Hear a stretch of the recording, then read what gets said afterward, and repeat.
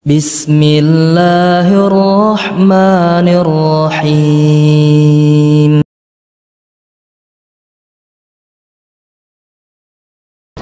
Akhwani rahimakumullah, sunnah selalu saja menjadi jargon atau panji ya yang diperebutkan. Tidaklah muncul setiap firqah di dalam agama ini kecuali pasti setiap firqah mengaku bahwa nahnul ladzina 'ala sunnah, kitalah yang di atas sunnah, kitalah yang sesuai dengan sunnah Rasul sallallahu alaihi wasallam. Maka hal demikian tentunya dengan fenomena yang ada seperti ini, kenyataan yang ada seperti ini, semakin wajiblah bagi kaum muslimin untuk mengenal, terutama bagi para pelajar, untuk mengenal betul apa makna sunnah, sehingga pada akhirnya barulah kita dapat kesimpulan siapa yang sebenarnya berada di atas sunnah ya. Tayyib, sunnah, akhwani wa akhwati rahimakumullah, sunnah di dalam bahasa memiliki banyak makna, banyak arti. Sunnah fil lughah bisa bermakna at-tariqah al-muttaba'ah, jalan atau cara yang diikuti ya. Bisa juga bermakna al-'adah ats-tsabitah al-mustaqirrah, adat yang tertancapkan dari zaman dulu, begitu kebiasaannya, tidak pernah berubah. Sunnah maknanya demikian. Dan masih banyak makna sunnah dari sisi bahasa. Maka dari situ seringkali kita ketika mendengar penjelasan atau nas-nas yang disampaikan oleh Rasul sallallahu alaihi wasallam dan di situ tersebutkan kata sunnah, maka memiliki banyak bisa diarahkan ke arah mana. Misalnya Rasul sallallahu alaihi wasallam bersabda, la tattabi'anna sanana atau sunana man kana qablakum shibran bi shibrin, dhira'an bi dhira'in, hatta law dakhalu juhra dhub lattaba'tumuhum. Kalian sungguh akan mengikuti sanana atau sunana, jamak daripada sunnah, kebiasaan-kebiasaan ya, adat tradisi kaum-kaum sebelum kalian. Sedikit demi sedikit kalian ikuti ya, sejengkal demi sejengkal, sehasta demi sehasta, sehingga kalaupun mereka biasa melakukan sesuatu yang kita katakanlah hal tersebut di luar akal sehat, seperti seseorang masuk ke lubang biawak. Ini kan orang nggak ada kerjaan gitu loh, lubang biawak masuk, nggak ada kerjaan nggak? Sesuatu yang seseorang memiliki akal sehat akan mengatakan hal itu mustahil. Namun apabila memang mereka melakukan itu, kalian pun pasti akan mengikuti mereka.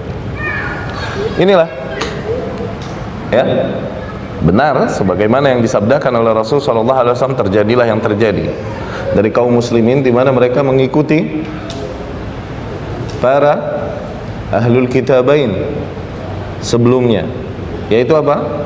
Membuat perkara-perkara baru yang tidak diajarkan oleh Nabi dan Rasul yang diutus kepada mereka, membuat peringatan-peringatan baru, menta'zim berlebihan sebagaimana yang dilakukan oleh Nasara kepada orang-orang saleh yang ada di antara mereka, sehingga mereka menisbahkan posisi ketuhanan kepada Nabi yang diutus kepada mereka, Rasul yang diutus kepada mereka ya, dan membuat perayaan-perayaan lain. Ini hal-hal yang diikuti oleh kaum muslimin dari ahlul kitabain terdahulu. Dari sini kita dapat faham makna sunnah. Sunnah pun bisa juga bermakna kebiasaan yang dari dulu begitu, tidak berubah-ubah. Contohnya ketika kita berbicara tentang sunnatullah, maknanya adalah gaya Allah subhanahu wa ta'ala dalam memperlakukan makhluknya dari zaman dulu begitu.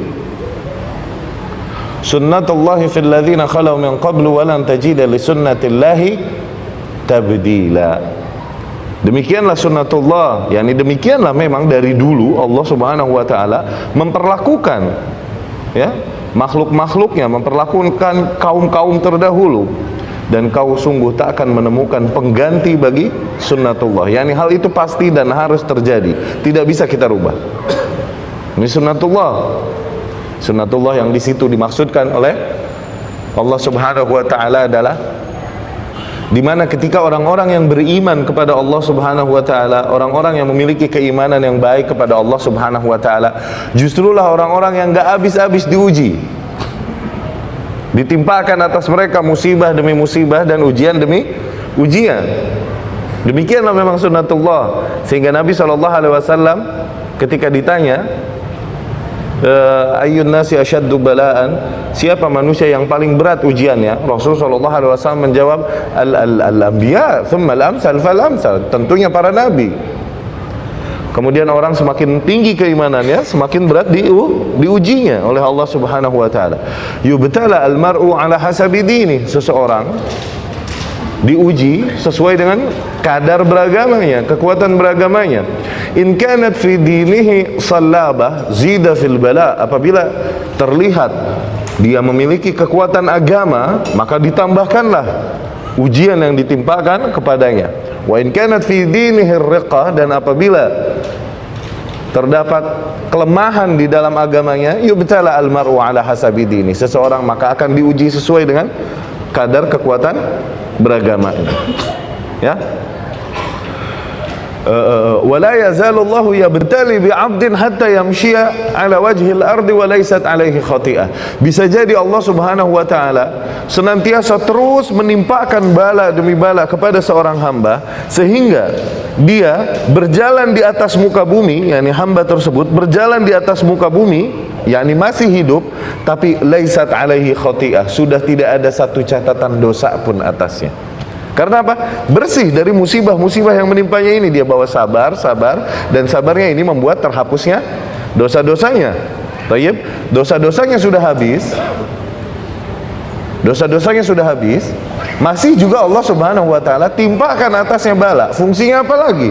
Selain untuk menghapus dosa, untuk meningkatkan derajatnya di sisi Allah Subhanahu wa taala. Demikianlah ujian demi ujian yang Allah timpakan kepada para nabi dan rasul. Mereka maksum, tidak dosa. Terus untuk apa Allah timpakan ujian dan musibah kepada mereka? Untuk meningkatkan derajat mereka di sisi Allah Subhanahu wa ta'ala. Jadi musibah yang nimpa kita ini masih ngapus dosa. Dan Allah pun Subhanahu wa ta'ala, apabila Allah mau hapuskan seluruh dosa kita, maka ujian yang ditimpakan kepada kita sungguh sangat berat. Salah satu bentuk rahmat Allah, ditimpakan sedikit dan dibukakan pintu-pintu amal soleh yang dari situ dapat mendapatkan pahala yang berkali lipat. Dengan itu otomatis akan menghapus dosa-dosa yang berlalu. Innal hasanat yudhibna as-sayyi'at, karena sesungguhnya perbuatan-perbuatan hasanah yakni soleh akan menghapuskan dosa-dosa yang telah terjadi. Demikian sunnatullah, yakni kebiasaan dan gaya Allah dalam memperlakukan alam semesta. Justru seringkali orang-orang yang durhaka dan kufur kepada Allah Subhanahu wa taala adalah orang-orang yang seringkali Allah ulur dengan nikmat-nikmat duniawi. Tidakkah kita lihat Fir'aun, Qarun, Haman, Fir'aun ini,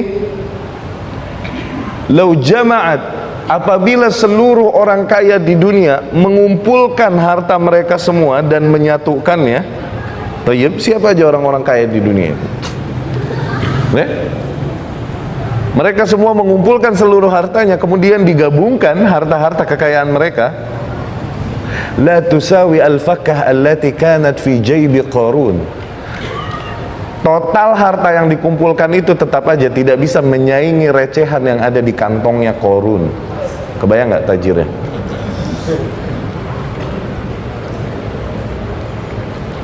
Ini baru yang di dalam kantong, belum yang di kamar. Baik.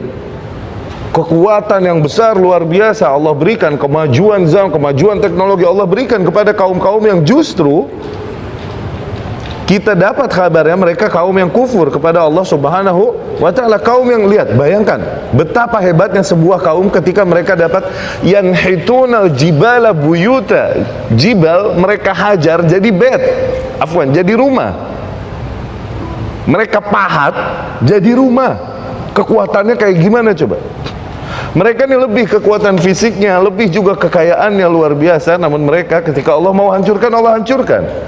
Harusnya kita yang membaca sekarang akan sadar, kita ini sekaya apa, sekuat apa sampai mau sombong kepada Allah Subhanahu wa ta'ala. Demikian memang gaya Allah Subhanahu wa ta'ala dalam memperlakukan makhluknya. Justru orang-orang beriman seringkali dilanda kefakiran, dilanda musibah dan lain-lain. Tidak selalu, yakni tidak juga di dalam syariat Islam fakir itu mulia secara mutlak atau kaya mulia secara mutlak. Tidak. Bagaimanapun, al-ghaniyyu syakir afdal minal fakir as-sabir. Seorang kaya yang bersyukur dengan kekayaannya, bersyukur yakni kekayaan yang ada dia gunakan untuk mendekatkan dirinya kepada Allah, mengagungkan syariat Allah. Orang kaya yang bersyukur itu jauh lebih baik bagaimanapun daripada seorang fakir yang bersabar menerima kefakirannya.